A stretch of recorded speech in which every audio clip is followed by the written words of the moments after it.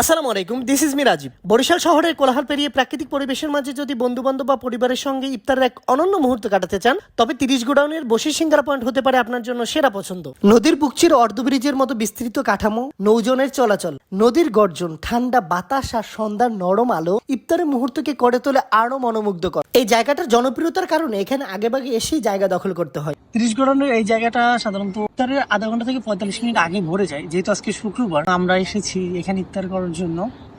আগে ভাগে চলে আসে, প্রায় 1 ঘন্টা আগে, যেন নিরিবিলি পরিবেশে বসে পুরো মুহূর্তটা সুন্দরভাবে উপভোগ করতে পারি। আমাদের বন্ধু বান্ধবের আয়োজনটা ছিল খুবই সাদামাটা, কিন্তু অনুভূতিটা ছিল অসাধারণ। ইফতারের আগে সবাই মিলে খাবার গুছিয়ে নেওয়া, প্লেট সাজানো, সবকিছুর প্রস্তুতি নেওয়া, পুরো ব্যাপারটাই যেন এক ভ্রাতৃত্ব বন্ধনে আবদ্ধ করেছিল আমাদের। এখানে শত শত মানুষ একসঙ্গে নদীর পাড়ে বসে ইফতার করে, কেউ বা আবার নৌকা ভাড়া করে নদীর মধ্যে ইফতারের এক অন্যরকম অনুভূতি নেয়। পরিবার নিয়ে বাইরে ইফতার করা কঠিন হলেও এখানে পরিবার সহ বসে ইফতার করার জন্য উপযুক্ত পরিবেশ পাওয়া যায়, যা বরিশালে অন্যান্য জায়গার তুলনায় সত্যি ব্যতিক্রম। বসি সিঙ্গারা পয়েন্ট ও আশেপাশে ইফতারির জন্য বুট, মুড়ি, পেঁয়াজ, আলুর চপ, বেগুনি, ফাস্টফুড ও শরবত জাতীয় খাবার পাওয়া যায়। তবে আপনি যদি ভারী খাবার বা ফল খেতে চান, সেগুলো অবশ্যই বাসা থেকে নিয়ে আসতে হবে। ইফতারের সব প্রস্তুতি শেষে আমরা সবাই একসঙ্গে দোয়া করে নিলাম। চারপাশে এক অভূতপূর্ব নিরাপত্তা, সবাই যেন অপেক্ষা করছে সেই পবিত্র মুহূর্তের জন্য।